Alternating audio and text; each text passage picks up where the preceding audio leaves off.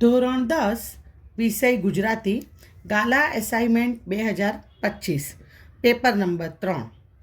વિદ્યાર્થી મિત્રો, આજે આપણે પેપર 3નો વિભાગ સી વ્યાકરણ વિભાગ છે એનું સોલ્યુશન મેળવીશું, જે પાના નંબર 142ની ઉપર છે. માંગ્યા પ્રમાણે ઉત્તર લખો. કૌંસમાં આપેલા વિકલ્પોમાંથી સાચો વિકલ્પ પસંદ કરીને ઉત્તર લખો. દોસ્તો, 33થી લઈને 40 સુધીના વૈકલ્પિક પ્રશ્નો છે, જેમાં ઓપ્શન આપેલા હશે. આપણે યોગ્ય જવાબ પસંદ કરીને લખવાનો છે. ઓકે. 33મો પ્રશ્ન છે, નીચેના શબ્દોની સાચી જોડણી શોધીને લખો.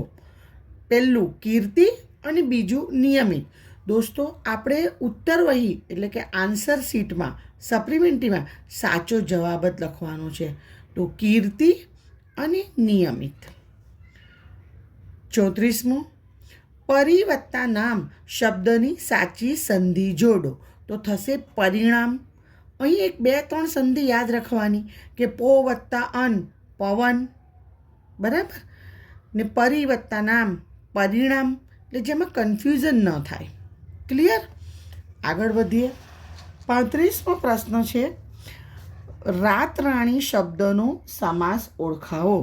તો રાતરાણી તત્પુરુષ સમાસ. પ્રશ્ન 36, નીચે આપેલ બંને શબ્દના જોડણી ભેદે થતા અર્થભેદ જણાવો. હોંશ, હોંશ એટલે ઉમંગ, અને હોશ એટલે ભાન. પ્રશ્ન નંબર 37, આપણી બબલીની જ પગલી જાણે. વાક્યમાંના અલંકારનો પ્રકાર જણાવો.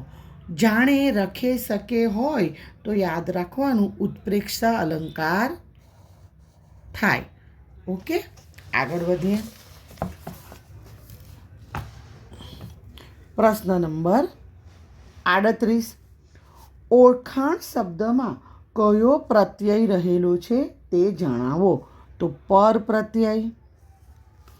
પ્રશ્ન નંબર 39, નીચેના શબ્દોના સમાનાર્થી શબ્દ શોધીને લખો. 2 પૂછાયા હશે. આપણે આન્સર શીટમાં માત્ર ને માત્ર જવાબ જ લખવાના છે. પુંજ, પુંજ એટલે ઢગલો, અને ગજુ એટલે કે તાકાત. પ્રશ્ન નંબર 40, ઋષિકા સંજ્ઞાનો આપેલા વિકલ્પોમાંથી સાચો પ્રકાર શોધીને લખો. ઋષિકા છોકરીનું નામ છે, ડાયરેક્ટ જ આપી દીધેલું છે, એટલે વ્યક્તિવાચક સંજ્ઞા.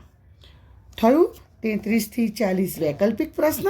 હવે વાત કરીએ આપણે નીચેના પ્રશ્નોના માંગ્યા પ્રમાણે ઉત્તર લખો. 41મો પ્રશ્ન છે, નીચેના રૂઢિપ્રયોગનો અર્થ આપો. તુરિયાનો તાર જાગી ઉઠવો એટલે સમજણ શક્તિનો ઉદય થવો. સમજણ શક્તિનો ઉદય થવો. પ્રશ્ન 42, નીચે આપેલ કહેવતનો અર્થ લખો. બાવાના બેવ બગડવા એટલે બંને બાજુની પરિસ્થિતિ બગડવી. બંને બાજુએ પરિસ્થિતિ બગડવી. પ્રશ્ન નંબર 43, નીચેના શબ્દ સમૂહ માટે એક શબ્દ લખો. માણસોની અવર જવર વિનાનું વિજન, સૂનું. પ્રશ્ન 44, નીચેના શબ્દનો વિરોધી શબ્દ લખો. આર્ધ, શિકારી કાવ્યમાં આવે છે ને, બધે છે આર્ધતા, છવાઈ, બરાબર. આર્ધતા એટલે વિનાશ, તો એનું ઓપોઝિટ થશે શુષ્ક એટલે સૂકું. ઓકે, આગળ વધીએ. પ્રશ્ન નંબર 45, નીચેના વાક્યને કર્તરીમાં ફેરવો. 1 માર્ક્સ. ગાંધીજીથી અનુરાગી થવાયું. તો ગાંધીજી અનુરાગી થયા. ગાંધીજી અનુરાગી થયા. 46મો પ્રશ્ન, નીચેના તળપદા શબ્દનું શિષ્ટ રૂપ લખો. નકુર એટલે કે નક્કર. પ્રશ્ન નંબર 47. નીચેના વાક્યમાંથી વિશેષણ શોધી તેનો પ્રકાર જણાવો. એ નાજુક કન્યાનું નામ મનીષા હતું. તો નાજુક એ ગુણવાચક વિશેષણ થયું. અહીં યાદ રાખો, વિશેષણ અને ક્રિયા વિશેષણમાં અડધો માર્ક્સ વિશેષણ શોધવાનો છે ને અડધો માર્ક્સ એના પ્રકારનો છે.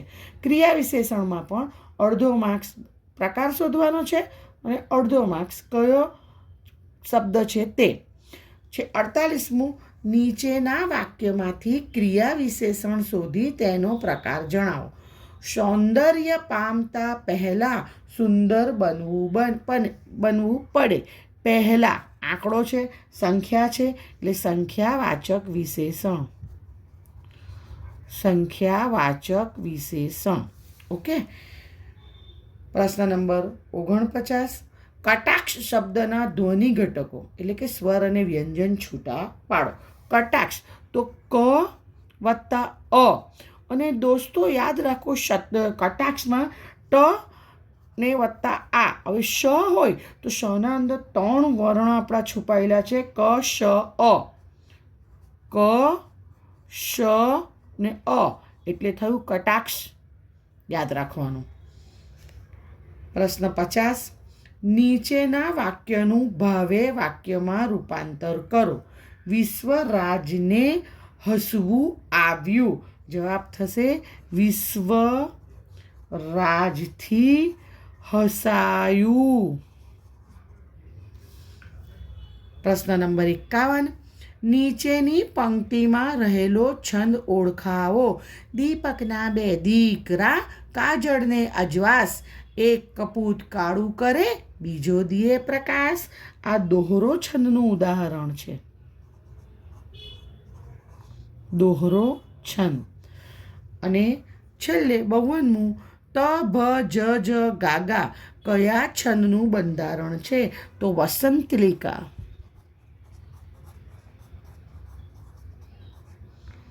દોસ્તો, આશા રાખું છું કે મારા દ્વારા અપાયેલી આ સમજૂતી તમને ગમી હશે.